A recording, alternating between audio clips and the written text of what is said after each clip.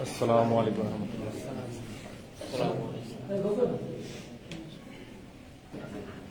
अस्सलामु अलैकुम व रहमतुल्लाहि व बरकातुहू। वालेकुम अस्सलाम रहमतुल्लाहि व बरकातुहू।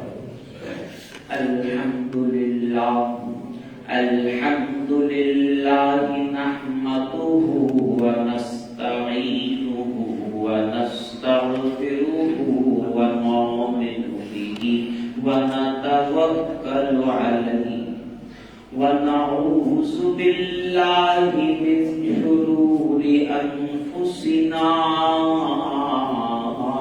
व मिन सय्यिआति अअमालिना मन यहदिहिल्लाहु फला मुदिल्ल लहु व मन युद्लिल्हु फला हादिय लहु व नशहदु अल्ला इलाहा इल्लल्लाहु वहदहु ला शरीक लहु व नशहदु अन्ना सय्यदना व नबियना व मौलाना मुहम्मदन अब्दुहु व रसूलुहु सल्लल्लाहु तआला अलैहि व अला आलिहि व अस्हाबिहि व बारक व सल्लम।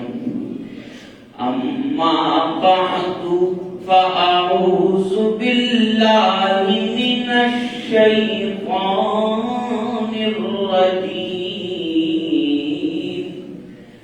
बिस्मिल्लाहिर रहमानिर रहीम।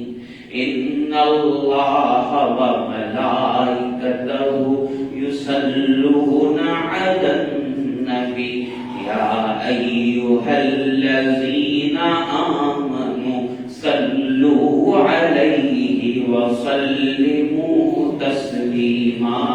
सल्लल्लाहु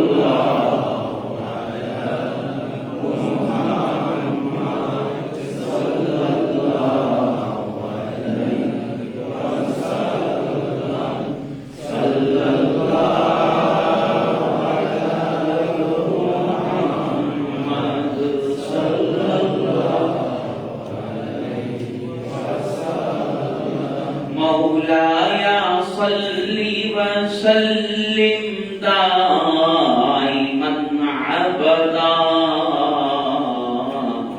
अला हबीबिका खैरिल खल्क़ि कुल्लिहिम सल्लल्लाहु अलैहि मुहम्मद सल्लल्लाहु अलैहि वसल्लम।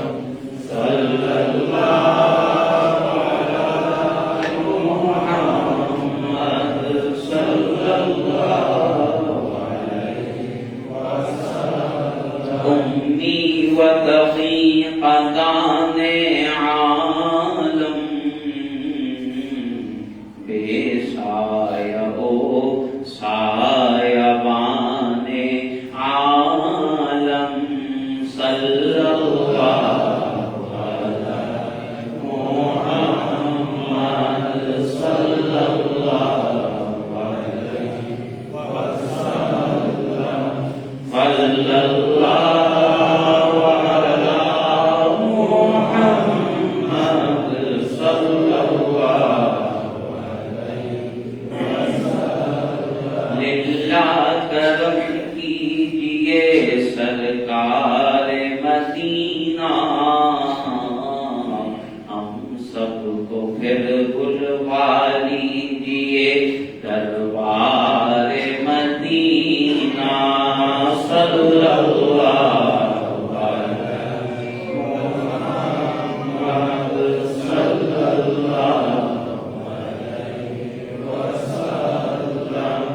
सल्लल्लाहु अलैहि मुहम्मद सल्लल्लाहु अलैहि वसल्लम। अम्मा बअदु फ़क़द क़ाल अल्लाहु तआला फ़िल क़ुरआनिल मजीद والفرقان الحميد أعوذ بالله من الشيطان الرجيم بسم الله الرحمن الرحيم وما خلقت الجن والإنس إلا ليعبدون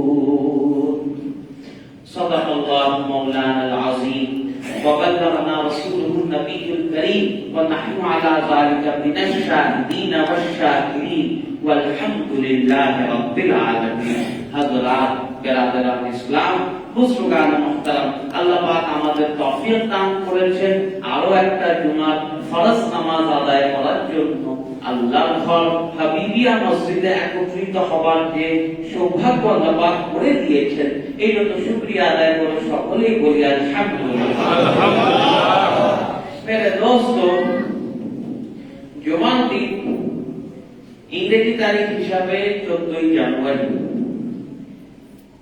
আমরা পুরান ঢাকায় যারা বসবাস করি গত কয়েকদিন ধরেই আমরা ওই জিনিস টের পাচ্ছি।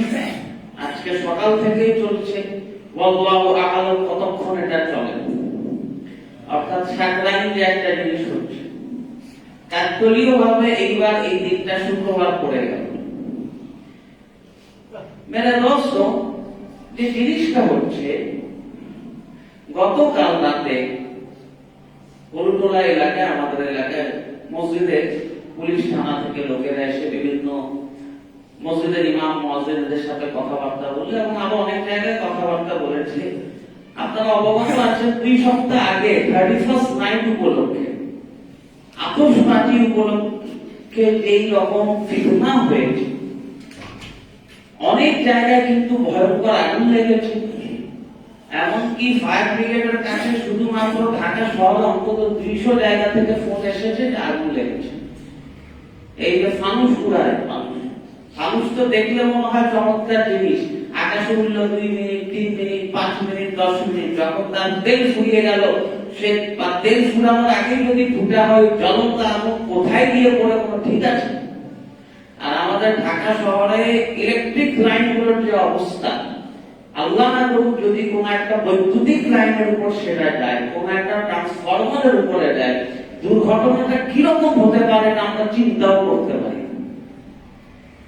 এরকম একটা অবস্থায় কালকে পুলিশের পক্ষ থেকে অনুরোধ করা হচ্ছিল, যেহেতু জুমার দিন পড়েছে, মসজিদের ইমাম মুয়াজ্জিনরা, মসজিদের খতিব সাহেবরা জুমার তাকরীর হবে, তো তারা যাতে এটার বিরুদ্ধে বলেন, এই যে পটকাবাজি, আতশবাজি, এটা বলেন। এটা বলে চলে গেল। আমি আমাদের এই খাদিমদের জিজ্ঞাসা করলাম কি জন্য আসছে মুয়াজ্জিন, বললো হুজুর এই জন্য আসছে বলার জন্য। আমি বললাম বাংলা একটা খুব চমৎকার জিনিস আছে, চোরে না শুনে ধর্মের কাহিনী। যদি মসজিদের ইমাম খাতিবদের কথা তারা এত ভালোভাবে শুনতো তাহলে পুলিশের এতদিন বলা লাগতো। এটা শুক্রবার করেছে না, প্রতিটা মসজিদ থেকেই কিন্তু প্রত্যেক ইমাম খাতিবরাই কিন্তু তাদের অবস্থান থেকে সবসময় এটার বিরোধিতা করে থাকে। মানুষের জানমালের হেফাজতের চেয়ে গুরুত্বপূর্ণ আর কোনো কিছু নাই। ইউরোপ, আমেরিকা, অস্ট্রেলিয়া, কানাডা এত উন্নত দেশ, তাদের উন্নত হওয়ার কারণ হচ্ছে সেখানে মানুষের জান ও মালের গ্যারান্টি রয়েছে। আপনার হঠাৎ করে আপনার চুরি হয়ে গেল, সব জায়গায় সিসিটিভি রয়েছে, পুলিশ রয়েছে, আপনার সেখানে নিরাপত্তা রয়েছে, সেখানে প্রশাসন স্বচ্ছ রয়েছে। আমাদের এশিয়া মহাদেশে এই অবস্থাটা নাই।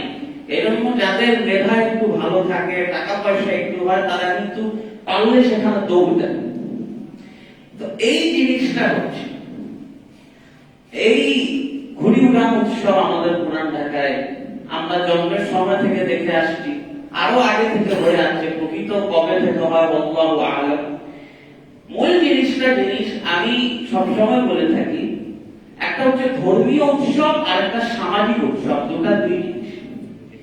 31 ডিসেম্বর, পহেলা বৈশাখ হয় অথবা আজকে সাকরাইন গুলো যেগুলো হয়, এখানের মধ্যে সামাজিকতারও জিনিস রয়েছে, ধর্মীয় জিনিসও রয়েছে। শুরু থেকেই বলে আসছি কোন মুসলমান কোনোভাবেই অন্যের ধর্মের ধর্মীয় উৎসবে অংশগ্রহণ করতে পারবে না। এটা ইমাম বিরোধী একটা জিনিস। একজন মুসলমান কোনোভাবে, সেটা দুর্গা পূজা হোক, কালী পূজা হোক, সরস্বতী পূজা হোক, কোন পূজাতেই অংশগ্রহণ করতে পারবে না। এটা একেবারে আল্লাহর কাছে যে সে কমিটমেন্ট করে মুসলমান হয়েছে, লা ইলাহা ইল্লাল্লাহ, এটা তার বিরোধী। আপনি কসম খেয়েছেন, আপনি ওয়াদা করছেন আল্লাহ ছাড়া অন্য কোনো মাবুদ নাই, আপনি কিভাবে তাদের সমর্থন করতে যাচ্ছেন? আর এই সামাজিক জিনিসগুলোর মধ্যে যেগুলো ভালো দু চারটা আছে সেটা আমরা রাখতে পারবো, খারাপ জিনিসগুলো রাখার কোনো কারণ নেই। মगर আফসোস কি বাত হ্যায়, আমরা খারাপ জিনিসটা নেই, ভালো জিনিসটা আমরা কখনো নেই। খারাপ জিনিসটা নেই, ভালো জিনিস আমরা কখনো নেই না। আমি যখন জুমার নামাজের জন্য আপনাদের মসজিদে আসছিলাম, রাস্তার আকাশে তাকালাম, আকাশে ঘুড়ি হবে হাতে গোনা 5-10টা ঘুড়ি হবে হাতে গোনা 5-10টা। কিন্তু যে কয়েকটা উঁচা বিল্ডিং আছে, এখানে খোলা জায়গা, প্রায় সব জায়গায় গান বাজনার আয়োজন করে রেখেছে। ঘুড়ি উড়ানোর সাথে আমাদের কোনো সমস্যা নেই, ঘুড়ি সারা বছর খুশি উড়ানো। অন্তত বাচ্চা কাচ্চারা যে মোবাইল ফোনে বসে থাকে, আমাদের তো তাদেরও তো একটা বিনোদনের একটা সুযোগ দেওয়ার দরকার। আমাদের তো খেলাধুলার জায়গা কই, আপনি কোথায় দিবেন? আমরা ছোটবেলায় এই ধূপখোলা মাঠে অথবা মাদক দ্রব্য নিয়ন্ত্রণ দপ্তরে, আগে তো খোলা জায়গা ছিল পুরোটা, সেখানে আমার সময় খেলাধুলা করতাম। ধূপখোলা আমার গত 10-12 বছর ধরে পরিত্যক্ত অবস্থা চলছে, কতদিন কবে ঠিক হয় বলবো আল্লাহ। আপনারা খেয়াল করবেন, বাচ্চা কাচ্চারা গলিতে ক্রিকেট খেলে, গলিতে ব্যাডমিন্টন খেলে। আপনি 10-12-14-15 বছরের ডাইরেক্ট তো তাদের ধরে দুনিয়াদারি শিখাতে পারবেন না, একটা স্টেজে আসতে হয়। এই যে এখন আরেকটা নতুন সমস্যা, তারা মোবাইলের মধ্যে ঢুকে থাকে, মোবাইলের মধ্যে ঢুকে থাকে, শারীরিক গ্রোথও হয় না, তাদের বিকাশও হয় না, লম্বা চড়া যে হয়, কম বয়সে খেলাধুলা করে শরীর ফিট থাকে সেটাও হয় না। সেই সুযোগটা তো তাদের দিতে হবে। সেই সুযোগ ঢাকা শহরে তো পাওয়া যায়, ঢাকা শহরে খেলার মাঠ পাওয়া যায়। এই জন্য আরেকটা জিনিস আমি বেশ কয়েকবার বলেছিলাম, ঈদের নামাজ আফজাল হচ্ছে ঈদগাহে পড়া। ঈদের নামাজ সবচেয়ে আফজাল হচ্ছে ঈদগাহে পড়া। ঢাকা শহরের জনসংখ্যা প্রায় 2 কোটি মানুষ, 2 কোটির মধ্যে মুসলমান ধরেন, এবং যারা নামাজ কালাম পড়ে 80 লাখ থেকে 1 কোটি মানুষ যদি নামাজ পড়ে, এই মুসল্লিদের দেওয়ার মতো আমাদের কোনো ঈদগাহ আছে? এত মাঠ আছে ঢাকা শহরে যেগুলো সংকুলন করতে পারবে। জাতীয় ঈদগাহ আছে, আর বাদ বাকি ছোটখাটো কিছু কিছু মহল্লায় যা মাঠ আছে 2000, 5000, 10,000। এরকম তো মসজিদ গুলোতে 2টা-3টা করে জামাত দিতে হয়, এক জামাতে তো সব মুসল্লিদের জায়গা হয়। তো মেরে দোস্ত, জিনিসটা বললাম, আমরা খারাপ জিনিস নিচ্ছি, ভালো জিনিস নিচ্ছি। এটা আমরা এই যে গান বাজনা গুলো গত কয়েকদিন ধরে হচ্ছে, একেবারে 12:15টায় যখন আল্লাহু আকবার মুয়াজ্জিন আযান দিল, তখনই কয়েক জায়গা বন্ধ হলো, কিছু জায়গা তখনও চলছে। তো মেরে দোস্ত, এই জিনিসগুলো গান বাজনা যেগুলো হচ্ছে, বেশিরভাগ তো হিন্দি গান বাজনা। আমাদের প্রতিবেশী রাষ্ট্র সেই ভারতের, হিন্দুস্তানের গান বাজনা সবই হচ্ছে। আফসোস কি বাত হ্যায়, সেই দেশের খারাপ জিনিস আমরা নিচ্ছি, ভালো জিনিস নিচ্ছি। ভারতের অনেকগুলো ভালো জিনিস রয়েছে, ভারতের মানুষদের মধ্যে অনেক ভালো জিনিস রয়েছে। তার মধ্যে একটা জিনিস রয়েছে, বেশ কয়েকবার পত্রিকায় দেখেছি, আমাদের শহরগুলোতে যেরকম প্রকাশ্যে গান বাজনা সারা রাত মানুষকে কষ্ট দেওয়া হয়, এটা ভারতে কোথাও পাবো না। ভারতে কয়েক বছর আগে 31st উপলক্ষে তাদের যে যত বড় বড় নেতা অভিনেতা, শাহরুখ খান বলেন, এরা বলেন, এরা একটা খুব বড় একটা কনসার্টের আয়োজন করলো একটা ফ্ল্যাটে করতে, গান বাজনা হচ্ছে, রাত 2টা বেজে গেছে, তাও বন্ধ হচ্ছে না। আমাদের এখানে তো আল্লাহ মাফ করুক, সারা রাত চলে অনেক জায়গায়, এবং মানুষদের কষ্ট দিয়ে কয়েক জায়গায় গিয়ে দেখবেন মানুষ আছে হাতেও না 8টা-10টা, কিন্তু পুরো মহল্লার ঘুম খারাপ করে রাখছে। তো তারা সে দেশে মুম্বাইতে একজন মানুষ, তাদের শুধু পুলিশ একটা ফোন দিল, ভাই অমুক জায়গায় গান বাজনা হচ্ছে। পুলিশ আর দেখতে আসে নাই ওই লোকটা কি শাহরুখ খান না কে, কি কিছুই দেখতে আসে নাই, গিয়েছে সোজা গিয়ে সব বন্ধ করে তাদের ফাইন করলো। সেই দেশে এই ভালো জিনিসটা রয়েছে, যেই দেশ থেকে আমরা এই জিনিসটা নিচ্ছি, সেই দেশে এই ভালো জিনিস রয়েছে, মানুষকে কষ্ট দিতে পারবে। আফসোস কি বাত হ্যায়, এবং অনেক জায়গায় ওয়াজ মাহফিলের নামেও কিন্তু এরকম কষ্ট দেওয়া হয়। ওয়াজ মাহফিল হচ্ছে একটা জায়গা, ওয়াজ মাহফিল একটা জায়গায় পুরা 2-4 কিলোমিটার দূরে আপনি মাইক লাগিয়ে রেখেছেন। কথার খাতিরে বুঝলাম আপনি মাইক লাগালেন মানুষের আসার জন্য। ওয়াজ মাহফিল রাত 12টা, 1টা, 2টা, সারা রাত ব্যাপী কি ওয়াজ মাহফিল? মানুষদের কি সাধারণ নামাজ নাই? সারা রাত যদি আপনি নামাজ পড়েন, একটা খুব ইম্পর্টেন্ট একটা বিষয় জেনে রাখুন, আপনি যদি সারা জীবন তাহাজ্জুদের নামাজ পড়লেন, জীবনে আজীবন শবে কদরের নামাজ খুব গুরুত্বের সাথে পড়লেন, সারা জীবন শবে বরাতের রাতে ইবাদত বন্দেগী করলেন, এই সব ইবাদত বন্দেগী মিলে একটা ফরজের সমতুল্য হবে না। নাফিল নাফিল, ফরজ ফরজ। আপনার পুরো জীবনের নফিল বন্দেগী, আপনার জীবনের শবে কদরের চেয়ে আফজল কোনো রাত নাই। লাইলাতুল কদর খায়রুম মিন আলফি শাহর, এর চেয়ে উত্তম আর কোনো রাত নেই। আপনি আপনার জীবনে 50-60টা শবে কদর পেলেন, প্রতিটা শবে কদরের সারা রাত ইবাদত বন্দেগী করলেন, এই সব নফিল ইবাদতের সমষ্টি মিলে একটা ফরজের সমতুল্য হবে। আমরা তো এই বাস্তবতাটা বুঝি না। মানুষদের কষ্ট দেওয়াটা কত বড় একটা গুনাহের বিষয়, সেই জিনিসটা যদি আমরা বুঝতাম, মানুষদের এই যারা বাহাদুরি করছে এত গান বাজনা করে, মানুষরা যারা এদের ভুক্তভোগী, যারা বাসায় থাকে, বাসা অনেক বাসায় হার্টের রোগী রয়েছে, নানা রকম পরীক্ষার্থী রয়েছে, বয়স্ক মানুষ রয়েছে, বয়স্ক মানুষ বাদ দেন, আমাদের ঘর বাড়ি কাঁপাকাঁপি শুরু করে দেন। এরকম যে পেজ দেয় এগুলো যাদের ঘর বাড়িগুলো কাঁপাকাঁপি শুরু করে দেয়। এই অবস্থায় সবচেয়ে বড় বদনসিবি এদের, অনেক মানুষরা পুলিশে বলতে পারে না, কাউকে বলতে পারে না, তাদের মন থেকে বদদোয়া দেয় তাদের। এবং এটা সবচেয়ে খারাপ একটা জিনিস। কোন বান্দা যদি আল্লাহর কাছে প্রকাশ্যে দোয়া চায়, ইয়া আল্লাহ আপনি একে ধ্বংস করে দেন, আল্লাহ আপনি একে বরবাদ করে দিন, আল্লাহ চাইলে সেটা শুনতেও পারে, নাও শুনতে পারে। কিন্তু মনে রাখবেন মেরে দোস্ত, আমার আল্লাহ হচ্ছেন আলিমুল গায়ব, আমার আপনার মনের খবরটাও জানেন।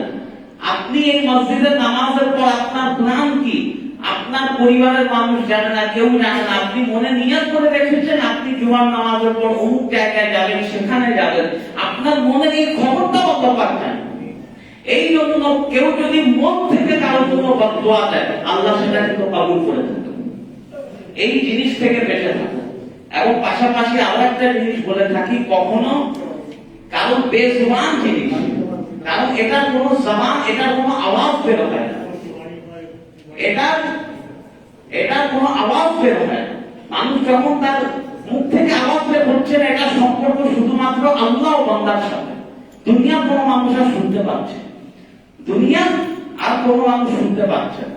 আর এই সমস্ত খারাপ জিনিসের সবচেয়ে বাজে জিনিসটা হচ্ছে, ধরুন একজন মানুষ গুনাহ করছে, মদ খাচ্ছে, হারাম গান বাজনা শুনছে, কানে হেডফোন লাগিয়ে কেউ যদি শুনে, সে যদি পরবর্তীতে কখনো খালিস নিয়তে আল্লাহ পাকের কাছে তওবা করে, আল্লাহ চাইলে সেটা ক্ষমা করতে পারে। কারণ এই গুনাহের কোনো সাক্ষী নাই, এই গুনাহের কোনো সাক্ষী নাই। দুনিয়ার কোনো মানুষ এই গুনাহ জানে না। একজন মানুষ, সবার কাছে মোবাইল রয়েছে, মোবাইলের মধ্যে হেডফোন লাগিয়ে কানে গান শুনে যাচ্ছে, বাইরের কোনো মানুষ আর জানছে না, শুধু আল্লাহ জানেন, শুধু আল্লাহ জানেন। এই গুনাহের কোনো সাক্ষী নাই, দুনিয়ার কোনো মানুষ এই গুনাহের সাক্ষী নাই। মহান আল্লাহ রব্বুল আলামিন চাইলে এই গুনাহ মাফ করতেও পারে। একজন মানুষ অন্ধকার ঘুমে এসে মদের বদলে মদের পর মদ খেয়ে যাচ্ছে, এটার কোনো সাক্ষী নাই, আল্লাহ চাইলে এটা মাফ করতে পারে। আপনি যখন প্রকাশ্যে একটা গুনাহ করছেন, আল্লাহ এটা মাফ করবেন, কারণ গাওয়া হয়ে গেছে, সাক্ষী হয়ে গেছে।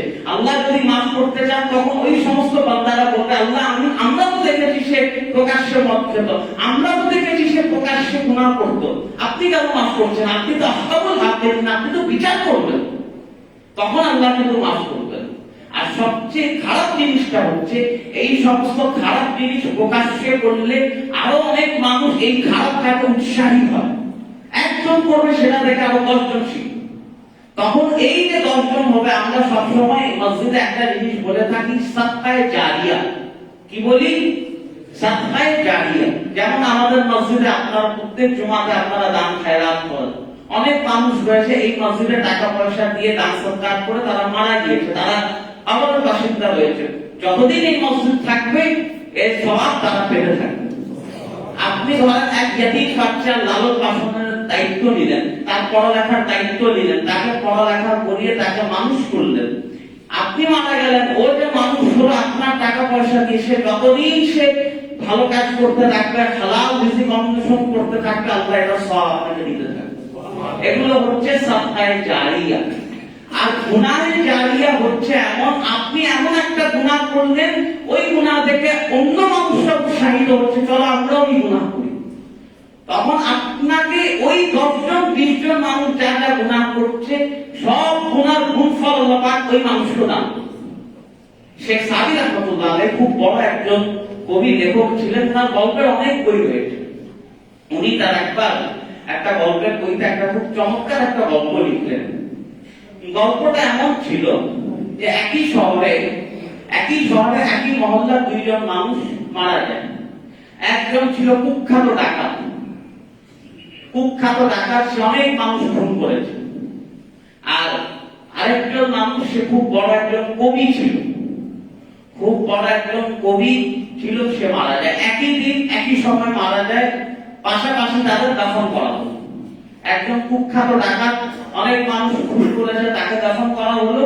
আর একজন কবি, সে মারা গেল, তাকে দাফন করা হলো। কবি যে ছিল, সে ইসলামের বিরুদ্ধে, আল্লাহ রাসূলের বিরুদ্ধে কবিতা লিখত এবং বিভিন্ন খারাপ অশ্লীল কবিতা সে লিখত। যখন মারা যায়, 2 জনই তো গুনাহ করে মারা গেল, তাদের কবরের জিন্দেগিতে আযাব দেওয়া শুরু হয়ে গেল। 2 জনেরই কবরের জিন্দেগিতে আযাব হচ্ছে। এক পর্যায়ে আযাব হতে হতে যে ডাকাতের কবর, তার কবরে আযাব বন্ধ হয়ে যায়। কিন্তু কবি যে রয়েছে, তার কবরে আযাব চলছে, তার কবর আযাব আর শেষ হচ্ছে না। সে ফেরেশতাদের বলল, দেখো ভাই, আমি যেদিন মারা গেছি আর ওই লোক মারা গেছে, একই দিন মারা গেছে। ওই ডাকাত মারা গেলে মানুষ খুশিতে মিষ্টি বিতরণ করলো, একটা ফিতনা শেষ হলো, একজন আপদ দূর হলো, মানুষ কত খুশি হলো। আর আমি মারা গেলাম, মানুষজন কত সভা সেমিনার করছে, আমার নামে শোক বার্তা বলছে, কিন্তু তাকে তোমরা শাস্তি শেষ করে দিলে, আমার শাস্তি শেষ হচ্ছে না, এর কারণটা কি? তখন ফেরেশতারা বললে, দেখো, সে তার জীবনে যে কয়টা খুন করেছে, তার যে শাস্তি বরাদ্দ, তার শাস্তি দিয়ে শেষ। তুমি দুনিয়াতে আল্লাহ রাসূলের বিরুদ্ধে লিখে এসেছো, তুমি মারা গিয়েছো, তোমার লেখা দুনিয়াতে এখনো আছে।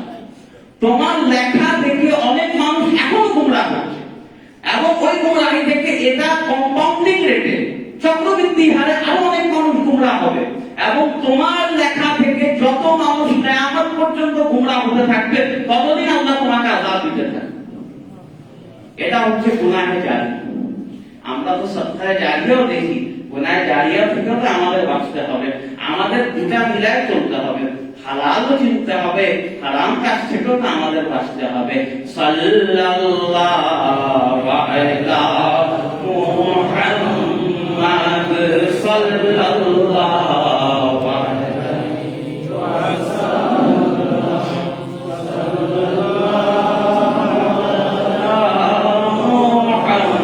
মুহাম্মাদ সাল্লাল্লাহু আলাইহি ওয়াসাল্লাম। মেরে দোস্ত, যে আয়াতে কারিমা শুরুতে আজকে তেলাওয়াত করলাম, ওমা খালাকুল জিন্না ওয়াল ইনসা ইল্লা লিয়াবুদুন, আমাদের সৃষ্টির উদ্দেশ্য আল্লাহ পাকের ইবাদত করা। আল্লাহ পাক আমাদের সৃষ্টি করেছেন তার ইবাদতের জন্য। ইবাদত মানে না শুধুমাত্র নামাজ, রোজা, হজ, যাকাত নয়। ইবাদত মানে জীবনের প্রতিটা ক্ষেত্রে আল্লাহর হুকুম মেনে চলা। আপনি যদি ব্যবসা বাণিজ্য আল্লাহর হুকুম মেনে চলেন, সেটাকেও আল্লাহ পাক ইবাদত হিসাবে কবুল করবেন। আপনি দোকান করছেন, আপনার মুদি দোকান রয়েছে, আপনি আপনার দোকানের ব্যবসাটাও যদি হালাল হারাম মেনে চলেন, আল্লাহ পাক ওই দোকানের ব্যবসাতেও আল্লাহ পাক আপনাকে সওয়াব দান করবেন। আপনি একটা প্রতিষ্ঠানে চাকরি করছেন, আপনার অফিস টাইম 9টা থেকে 5টা, আপনি অফিসের কাজগুলো টাইম মতো করছেন, এবং যখন সময় হচ্ছে নামাজও পড়ছেন। ওই যে 9টা থেকে 5টা আপনি আপনার অফিসের ডিউটি গুলো আপনি ঠিক মতো কাজ করছেন, ওই 9টা থেকে 5টা যে কাজ করছেন, সেটাও কিন্তু আল্লাহ পাক ইবাদত হিসাবে কবুল করবেন। মানে রোজ একটা জিনিস মাথায় রাখতে হবে, প্রকৃতিকে আপনি আটকাতে পারবেন। অনেক সময় দেখেন না, আমাদের পুরান ঢাকা বা বিভিন্ন সময় নতুন ঢাকাতে অনেক জায়গা হয়, জলাবদ্ধতা হয়। বিশেষ করে খেয়াল করে দেখবেন মতিঝিলে, কর্পোরেট এরিয়া, দিলকুশা, সে সমস্ত জায়গায় বর্ষাকালে একটু বৃষ্টি হলেই বড় বড় অফিস রয়েছে, অথচ হাঁটু পরিমাণ পানি চলে আসে। পানির একটা চমৎকার একটা ধর্ম রয়েছে। পানিকে আপনি এক জায়গা থেকে আটকাবেন, পানি নিজের জায়গা কিন্তু বানিয়ে ফেলুন। এই যে বিভিন্ন, আমরা তো নদীর দেশ, বাংলাদেশ তো হলোই নদীর দেশ, বিভিন্ন জায়গায় বাঁধ দেওয়া হয় না, বাঁধ দিয়ে কি নদীর দিকটা পরিবর্তন করে দেওয়া হয়, কিন্তু অনেক সময় হয় না, বাঁধ দিয়েও ঠেকানো যায় না। কারণ পানি নিজের রাস্তা ঠিকই বানালো, ধরেন এক জায়গায় একটু ফুটা পেল পানি, এক জায়গায় বাঁধ, এক জায়গায় একটু লিকেজ, পানি সেখান দিয়ে ঢুকে যাবে। মানুষের ফিতরাত আপনি পাল্টাতে পারবেন না। ধরেন মানুষের ফিতরাত হচ্ছে মানুষ খিদা লাগলে খাবে। আপনি যদি হালাল রাস্তা বন্ধ করে দেন, মানুষ হারামের দিকে যাবে, কিন্তু খানা খাওয়া তো মানুষ বন্ধ করতে পারবে। আপনি হালাল বন্ধ করবেন, মানুষ হারামের দিকে যাবে, মানুষ খানা খেতে হবে। প্রত্যেক বালের মানুষের শারীরিক চাহিদার একটা বিষয় রয়েছে। আপনি বিয়ের রাস্তা বন্ধ করবেন, বিয়ের রাস্তা কঠিন করবেন, মানুষ জিনার দিকে যাবে। কারণ আপনি হালাল কঠিন করবেন, এটা মানুষের জরুরত, মানুষের নিড। আপনি এখান থেকে মানুষকে আলাদা করতে পারবেন না। আপনি হালাল বন্ধ করবেন, মানুষ হারামের দিকে যাবে। এজন্য আমাদের কাজ হচ্ছে হালালকে সহজ করা, হালালকে আসান করা। ইসলাম এমন কঠোর কোন ধর্ম নাই যেখানে আপনার আনন্দ খুশি উৎসব করতে মানা করা হয়েছে। সাহাবায়ে কেরাম রিদওয়ানুল্লাহি তাআলা আলাইহিম আজমাইনদের জামানায়, ওদের সময় যে বিভিন্ন বিয়ে শাদী গুলো হতো, আল্লাহ রাসূলের জামানায় বিশেষ করে অনেক সময় হতো, আল্লাহ রাসূলের জামানায় বিয়ে শাদী উৎসব যখন হতো, একবার আল্লাহ রাসূলের মহল্লাতে একটা বিয়ের তাকরীব হলো, তখন আল্লাহ রাসূল আম্মা জান হযরত আয়েশা সিদ্দিকা সাল্লাল্লাহু আলাইহাকে বললেন যে সেখানে বিয়ে হচ্ছে, কোন আরবের যে গান বাজনা হচ্ছে সেটা হচ্ছে না। তো সেখানে হযরত আয়েশা আল্লাহ রাসূলের নির্দেশে কিছু মহিলা পাঠালেন, তাস দিয়ে সেখানে তাদের বিয়ের যে গান বাজনা হচ্ছে সেটা করার জন্য। তবে সেটার সাথে বর্তমান আর মিলাতে যাবে না, কারণ সেটা ছিল নারী আলাদা, পুরুষ আলাদা। মহিলাদের সময় আরবের বিয়ে শাদীর সময় মহিলাদের নিজস্ব গান বাজনা হতো, সেখানে মহিলা আলাদা থাকতো, পুরুষ আলাদা থাকতো, কোনো বাদ্যযন্ত্র থাকতো না, ছিল সেটা দাফ ছিল। যেমন আল্লাহ পাকের এমন মর্যাদা দেখুন, ইসলামে ফুকাহায়ে কেরাম জায়েজ বাদ্যযন্ত্র হিসাবে দুটা জিনিস ধরে থাকেন। কয়টা? দুটা। এটার বাইরে হওয়ালি হিসাবে রয়েছে, সেটার বিষয়ে উলামায়ে কেরামদের মুখতালিফ ফতোয়া রয়েছে। জেনারেল হিসাবে উলামায়ে কেরামরা দুটা বাদ্যযন্ত্রকে হালাল বলে থাকেন। একটা হচ্ছে দাফ। দাফ আপনারা খেয়াল করে থাকবেন, বাংলাদেশে হয়তো এটা পাবেন, এটা আরব দেশে, এবং বাংলাদেশে আমাদের লোকাল জিনিস হচ্ছে বাঁশি।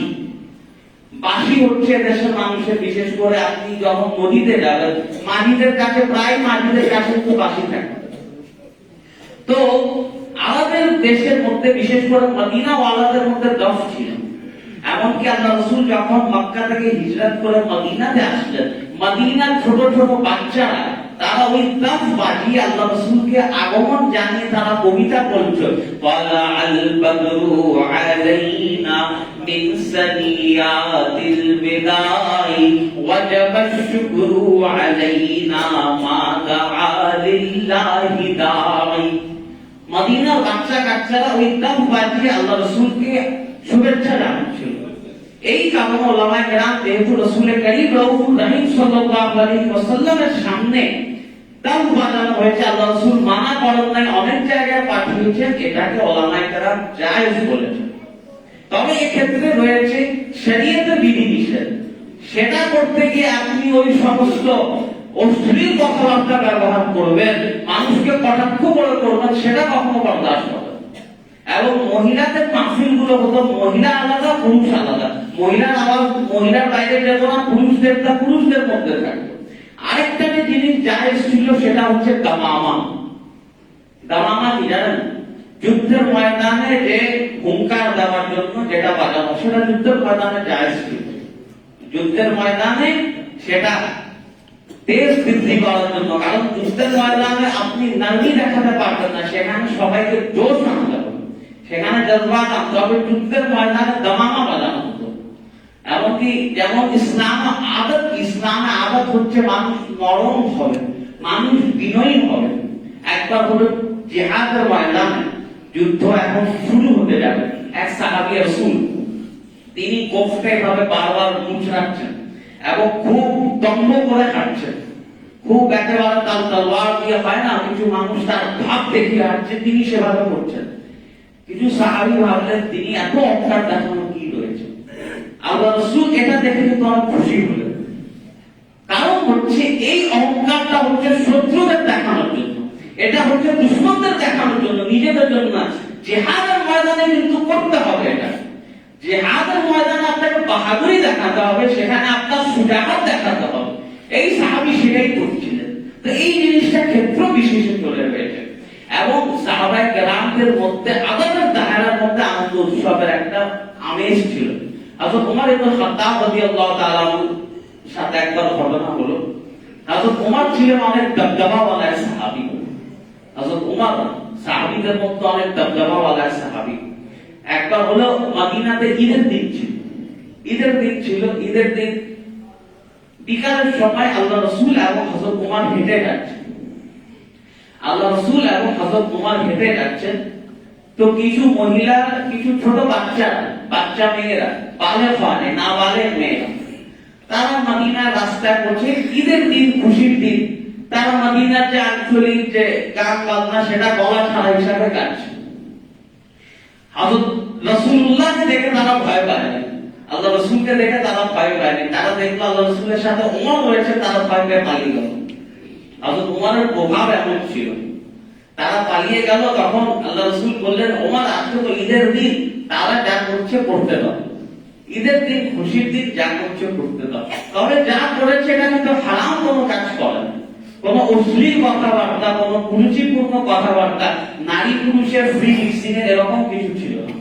আর হযরত ওমরের ব্যাপার আল্লাহ রাসূল এত চমৎকার একটা কথা বলেছেন।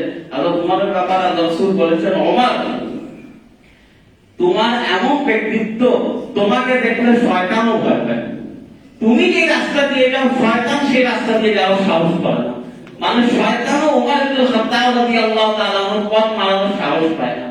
একবার হলো হযরত ওমর, বাচ্চারা হযরত ওমর কিন্তু ভয় পেত, কারণ হযরত ওমর একটু ব্যক্তিত্ব সম্পন্ন মানুষ ছিলেন। আপনি ছোটবেলাতে দেখবেন কিছু বাচ্চারা থাকে ৫-৬ বছর হলে অমুক একজন দাদা আসলো, অমুক একজন চাচা আসলো, তাকে দেখলেই ভয় পেয়ে পালিয়ে যায়, আসলে কিছুই করবে না, দেখলেই ভয় চলে আসে। হযরত ওমর এরকম ছিল। হযরত ওমর মদিনাতে একবার হেঁটে যাচ্ছেন, তো বাচ্চারা খেলছিল, বাচ্চারা সব পালিয়ে গেল, এক বাচ্চা পালায় নাই। তো এই বাচ্চা পালায় নাই, হযরত ওমর তাকে কাছে গিয়ে বললেন, কি ব্যাপার, সবাই পালায় গেল, তুমি পালাইলে না কেন? তিনি বললেন, দেখুন আপনি রাস্তা দিয়ে যাচ্ছেন, রাস্তা এতটা ছোট না যে আপনি আমার পাশ দিয়ে যেতে পারবেন না, রাস্তা যথেষ্ট বড়, আপনি আমার পাশ দিয়ে যেতে পারবেন। আর আমি পালাবো কেন? আমি কোনো অন্যায় করছি না, আমি কোনো খারাপ কাজ করছি না, আমি পালাবো? তখন হযরত ওমর খুব খুশি হয়ে জিজ্ঞাসা করলেন, তোমার আব্বুকে?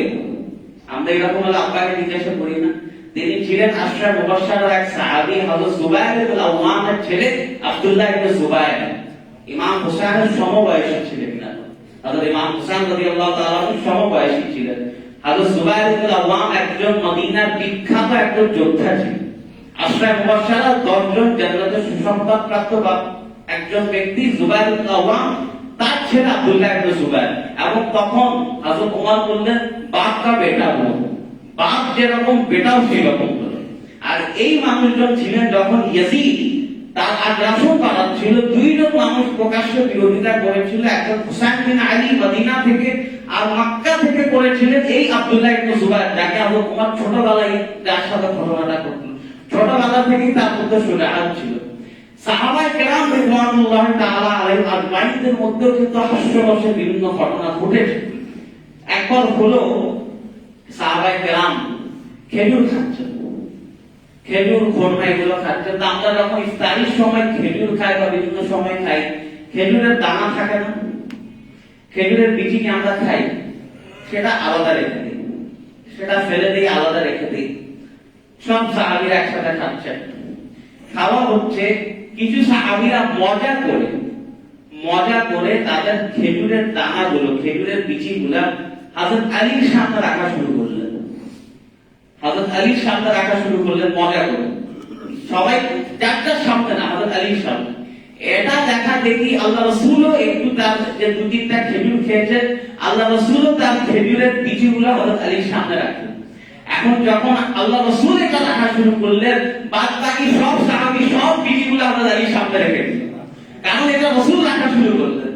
খাচ্ছে নিজের সামনে অন্য কোথায় ফেলছেন, সবাই হযরত আলীর সামনে ফেলছেন। তখন সবার খেজুর খাওয়া শেষ হলো, এক সাহাবী বলল, কে কত খেজুর খেয়েছে এটা যার সামনে দানা আছে ওটা দেখেই বোঝা যায়। আমাদের কারোর সামনে তো কোনো দানা নাই, হযরত আলীর সামনে তো শত শত দানা, মানে সবচেয়ে বেশি খেজুর হযরত আলী খেয়েছে। হযরত আলী হচ্ছেন দেখুন ইলমের দরওয়াজা, হাজির জবাব কিভাবে দিতে হয়, উপস্থিত জবাব কিভাবে দিতে হয় সেটা হযরত আলী থেকে শিখো। হযরত আলী তখন বললেন, দেখো আমি তো খেজুর খেয়ে বিচিগুলা ফেলে দিয়েছি, আপনারা তো মনে হয় বিচি শুদ্ধা খেজুর খেয়ে ফেলেছেন। আপনারা কেউ বিচিও রাখেন নাই, আপনারা সবাই বিচি শুদ্ধা খেজুর খেয়ে ফেলেছেন। আমি তো আজাদ করে বিচিটা ফেলে দিয়েছি, আপনারা বিচি শুদ্ধা খেজুর খেয়ে ফেলেছেন। দেখুন মেরে দোস্ত, সাহাবায়ে কেরাম রিদওয়ানুল্লাহি তাআলা আলাইহিম আজমাইন, তাদের মধ্যে জিহাদের জজবা ছিল, জানের জজবা ছিল, আল্লাহ পাকের থেকে খৌফে খোদাও ছিল, কিন্তু যখন সময় পেতেন এরকম আদব মহব্বত তাদের মধ্যেও থাকতো।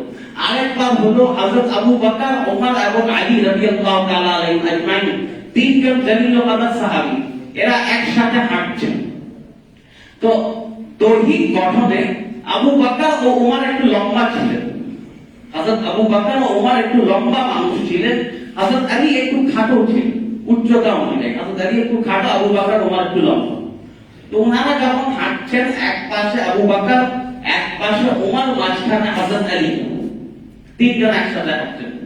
তা একজন মানুষ একটু মজা করে বলল, তিনজন এমন ভাবে হাঁটছে মনে হচ্ছে আরবির নুন হাঁটছে।